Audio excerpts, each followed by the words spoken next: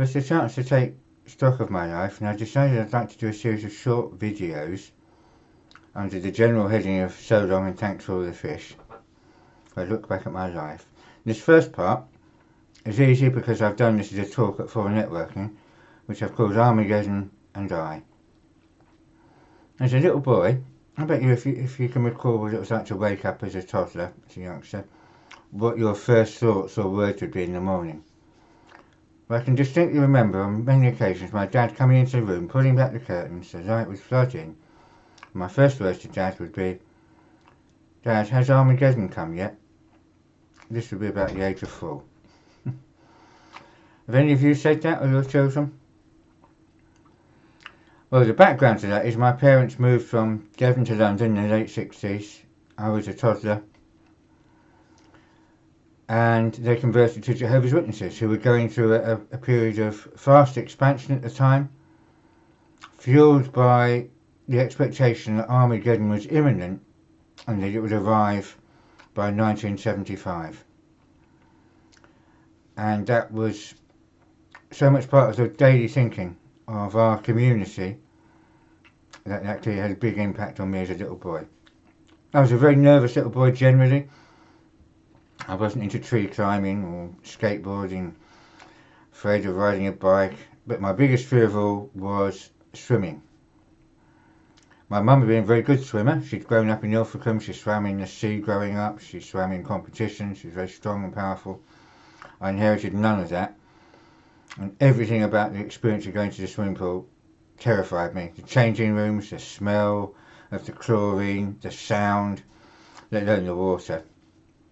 My very earliest memories is of Mum fishing me off the bottom of the pool. Eventually Mum gave up trying to teach me, which was a huge relief, but I wasn't out of the woods because I knew that when I reached the age of 10 at my school it would be compulsory to have swimming lessons. So that was a fear that hung over me for years, greater than the fear of Armageddon. Here's the thing though, I was born in 1966, so any mathematical geniuses among you would have worked out I'd be 10 in 1976. And when was Armageddon coming? 1975. So I took great comfort that Armageddon would save me from having to do swimming lessons. Years later, when I discovered my favourite author, Douglas Adams, there's a passage in his book Hitchhiker's Guide to the Galaxy that rather reminds me of that. If you know the story, you know that the hero Arthur Dent is about to be saved because the Earth is about to be destroyed to make way for a hyperspace bypass. He's lucky enough to have a friend from another planet called Ford Prefect. Not that Arthur knows he's from another planet, but Ford's arranged them to hitchhike off the Earth onto a passing spaceship. But to prepare Arthur for the experience of being transported, he has to get him drunk. So Ford Prefect hurriedly drags a rather bemused Arthur Dent down to the pub. As they burst in the door, Ford calls out, "6 pints of bitter and quickly please, the world's about to end." The barman says, "Oh yes sir, nice weather for it. Gonna watch a match this afternoon?" Ford Prefect looks puzzled. I said, no point. "Oh, foregone conclusion you reckon, sir? Arsenal without a chance?" Ford said, "No, I told you, the world's about to end." "Oh, eh? Well, lucky escape for Arsenal then." Well, that was my attitude. Lucky escape for me. Armageddon would come and save me from swimming lessons. Well, spoiler alert here, Armageddon didn't come in 1975. I did have my compulsory swimming lessons. Actually, I rather enjoyed it. I can swim now. I particularly like swimming in the sea. Now, you might think, if you're a logical mind, that having got that so spectacularly wrong, that the witnesses would give up and go home. But if you think that, you don't know much about history, religion, human nature. In fact, a few years ago, the Jehovah's Witnesses published their own official history in a book, the short name of which is the Proclaimer's Book. And it turned out that 1975 wasn't the first time they'd had these expectations around a year. It started with 1878, 1881, 1914, 1925. So these things had come and gone before. And we carried on. My life growing up very much centred around the religious life. We would have meetings on a Tuesday night, on a Thursday night, at the weekend. There was involvement in those meetings, so there was your question and answer discussions you were expected to prepare for and answer up in. They were way over our heads. I remember as a little kid, we were studying Bible books of Jeremiah and Isaiah, and we would have these rather lengthy and dense textbooks we'd be studying, and we were supposed to go through and underline the answers beforehand. Well, this was way over my head. It wouldn't be easy even now. So my sisters and I would take my dad's book that he'd already prepared and copy his underlining. And then when it came to the meeting in the evening and questions would be asked, we'd put our hand up and read out the bit we'd underlined. Somewhere or another, I think we could take some things in. And weekends were involved in the preaching work every weekend. Saturday we'd be going out offering the Watchtower Awake magazines, and on Sunday we'd be trying to read a Bible verse and offer a book.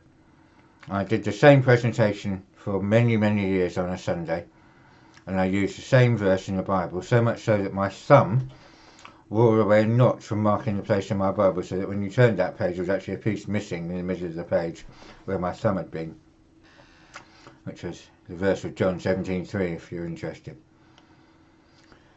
So coming through the school years, I was still not deterred that Armageddon hadn't come when I thought it was a youngster, until determined that I was going to devote my life to serving Jehovah as I saw it. And my friends did something rather inspirational as they bought me a computer. I was the first kid in school with a computer. I wasn't generally the first kid with things, so that was unusual. I still don't know to this day if that was genius on the part of my parents or just plain lucky. But the Watchtower organisation had written to congregations saying we're going to need people in the future with computers. My parents thought, oh, that might be a good thing for Andrew to do. Clive Sinclair brought out his £50 computer. My parents put two and two together and thought, oh, it should be a perfect time. And they went and bought me a VIC-20, which I was grateful for, because the Sinclair computers were horrible little machines really if you were serious about programming. And I taught myself to program. I took to it like a duck to water. And even as a 13, 14-year-old school kid, I was writing databases. I didn't know they were called databases then, but anything I could find an excuse to make lists for, I was writing computer programs for. These lists of data would then be saved on cassette tapes, and then when I wanted to use that information, I would have to copy it back off the screen onto a piece of paper because I didn't have a computer. So it was not terribly efficient. Notebook and a piece of pen would have done the job better, but it did serve an apprenticeship which has kept me in food, clothing and fruit pastels ever since. So when I come to 16, I had done in the end rather well at school. I started off pretty average, but I'd progressed and done pretty well by the end. And I wrote to headquarters to ask what should I study at college to be of useful in their computer department. And they wrote back and said, well, we don't have any computers yet. This is 1983. But if you want to come to Bethel, which is what they called their headquarters, you should not pursue further education, but you should pioneer, which is another Jehovah's Witness word, means basically spend your time as a volunteer preacher. So at 16, uneducated, nerdy, though I didn't really know what the term was, I found myself spending most of my days going house to house preaching. And because we were the only witnesses in our town of Fleet in Hampshire, I spent most of those days on my own. So I was pretty rubbish, I have to say, especially at that age. And got in some rather embarrassing situations. Just my first month out, I'd met a man where I'd left the Watchtower Awake, and in those days I didn't never think to ask people's names, and I left it as long as possible before going back. So some weeks later I went to following up, couldn't remember what he looked like, knew nothing about him, just had this bit of paper with the address. and the magazines that I'd given him. And when the person opened the door, instead of being able to ask for Dave or Mr. Stewart or whatever, I was rather flummoxed when the person I'd seen before didn't answer the door, and instead a lady in a white silk shirt and white permed hair opened the door. So I said, well, last time I was here I met your husband. By the time the words came out of my mouth, doubt set in. It was in fact this a man. He said nothing. I carried on with my presentation, now somewhat hesitant. At the end of it, he spoke with the deepest voice you've ever heard and went off inside to get the money to pay for these magazines. So now I knew I'd made the most awful faux pas and didn't know what to do. I was alone, so couldn't consult with anyone. I should have thought, what would Jesus do? I could have ignored it. I could have apologised. Instead, what seems to have gone through my mind is, what would Basil Fawlty have done? And when he came back to try and cover my mistake, I said, it was Mr. Husband, wasn't it? I was so embarrassed after that. There were some woods nearby and I just disappeared into them. I couldn't do another house that day. I don't think that was my one and only faux pas, but in fact there were many of them. And some of them more colourful. I remember talking to a rather weather-beaten farmer about the Israelite practice of circumcising baby boys at the age of 8 days. And I said to him, as you know, all Israelite baby boys had to be castrated. To another person, very well educated young man, I was explaining that the Bible city of Babylon was near modern day Bangkok. In fact, on an entirely different continent, and I meant near Baghdad. Another one I look back with considerable embarrassment was a very bright young man called Michael Basher. He'd won a scholarship to Millfield, he went on to Oxford and became a doctor. Very bright, and he didn't just take at face value the things I was trying to teach him, he would challenge and question quite reasonably. And the official teaching of Jehovah's Witnesses, as in their textbook You Can Live Forever, was that the people alive in 1914 that were old enough to understand world events would still be alive before the end of the world came. So in 1984, there were plenty of that age group still around. So Michael tried to pin me down on when would Armageddon come. And of course I couldn't give him a year. But eventually threw out the utterly ridiculous and impossibly remote date in the future, the year 2000. Imagine what the year 2000 looked like to a sort of 17-year-old in 1984. So I assured him, of course, Armageddon would come by then. Again, no spoiler alert, it didn't. And in fact, we're now at the stage where there would be no one that was alive in 1914 old enough to understand world events that's still alive now. So that black and white prophecy has plainly not come true, and I'm embarrassed that I spent all those years trying to persuade people that that was that. Needless to say, Michael didn't become a Jehovah's Witness. Now I want to keep these videos relatively short, so this is just focused on those early days. But I did later in life, in my 40s, realise that I no longer believed all the things I was teaching. They didn't add up in my head. And to be a Jehovah's Witness, you have to be active. You have to be trying to convert other people. How can you convert people to something you don't believe in yourself? So much as I loved my friends in the congregation, the brothers and sisters as I called them, and in fact I had no friends outside the congregation. That was how you were supposed to be. You viewed people outside as being worldly and frankly dangerous. Nonetheless, I left.